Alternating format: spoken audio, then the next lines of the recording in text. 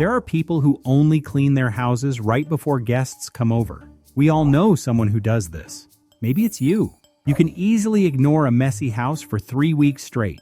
You step over the exact same pile of mail every day without thinking twice. You live comfortably right next to a massive mountain of clean laundry. You never quite find the time to fold it.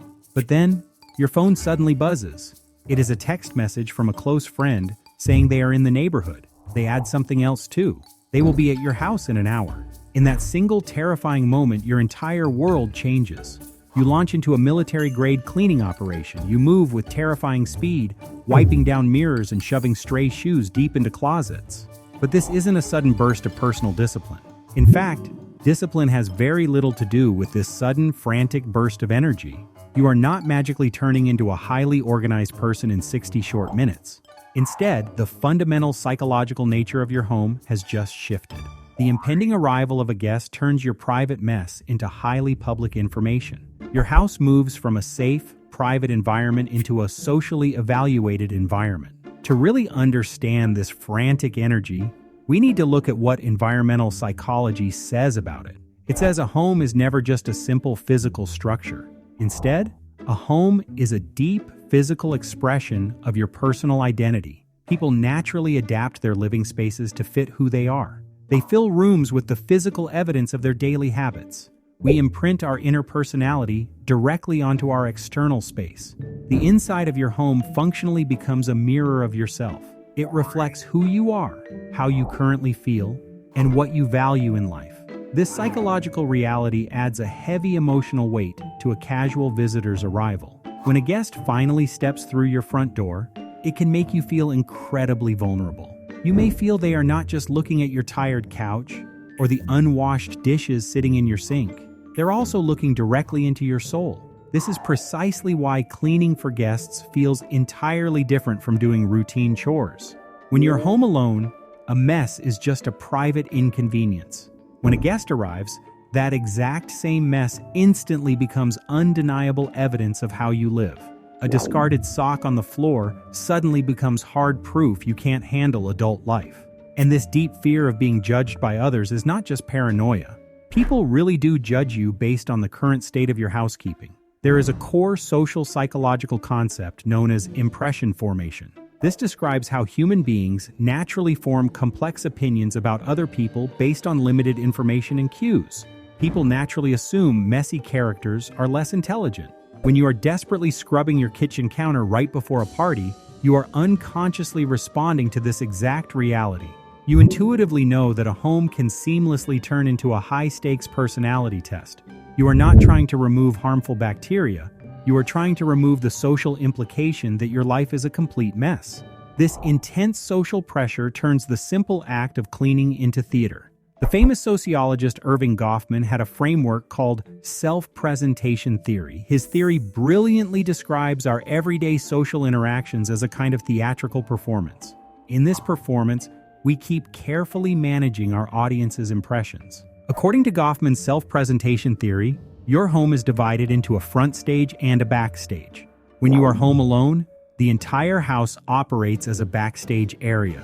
The overflowing laundry basket is completely acceptable in this unpolished reality.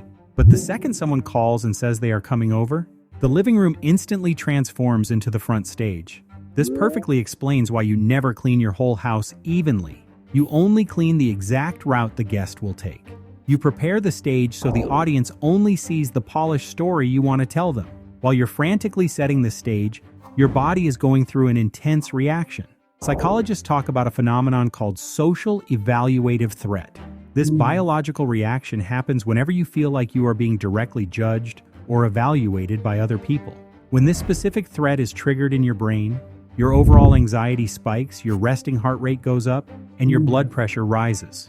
The mere anticipation of a guest is more than enough to cause this intense physical stress. The visitor is not even inside your house, but your nervous system is already hosting them. When you are sprinting around your living room with a damp dust rag, you are trying to fight off the biological threat of being judged. It is anticipatory stress that your body has forcefully converted into rapid, panicked movement. However, the deeper psychology of guest cleaning gets much more complicated. The simple truth is that household cleanliness is almost never judged on a level playing field.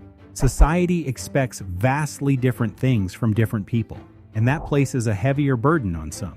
In a revealing study, researchers showed people photographs of living rooms that were either relatively clean or visibly messy.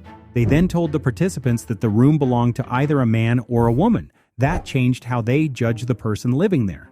When a perfectly identical clean room was attributed to a woman, the participants judged it as significantly messier than when they thought a man lived there. They also expected the women to face negative social fallout for failing to keep things spotless.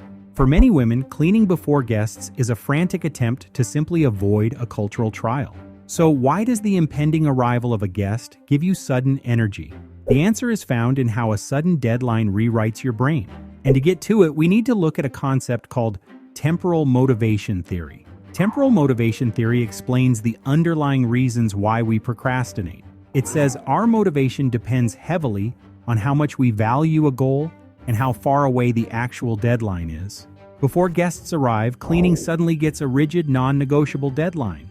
Your brain treats the mess as an urgent emergency. The sudden superpower of panic cleaning is just urgency altering the reward center of your brain. This extreme urgency also dictates exactly what you decide to clean. That brings us directly to the concept of perceived cleanliness. How do we actually know if a room is clean? Research shows we do not look at every single detail. Instead, we rely heavily on very specific visual cues.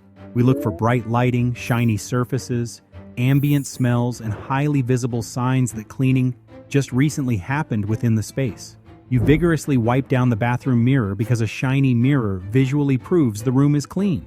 You light a strong candle because it masks the smell of daily life. You aim directly at the psychological triggers that shape human impressions. That is exactly why your bedroom closet becomes a designated hiding spot. Interestingly, this frantic rush actually serves a deeply hidden purpose. Studies have consistently shown that the physical act of cleaning can actively calm the human nervous system. You aggressively wipe the kitchen counter because you can totally control the counter. You cannot control what the guest thinks of you, but you can control the shine on the granite. This also explains the inevitable crash. When the guests finally go home, the house falls apart again almost instantly. This happens because your cleaning system is powered entirely by an audience and a deadline. When the audience leaves, your motivation walks right out the door with them. That was the psychology. I really would love to know if you found yourself in it. Did you immediately recognize your own front and back stages from Goffman's theory? Do you think women really have it worse when they fail to keep things perfectly spotless? What has your own experience with all of this actually been like? Please tell me in the comments down below. I always try to read each and every one of them, and I will surely read them all this time. Thank you so much for watching. If you liked the video, please consider hitting the like and subscribe button. That really helps us out.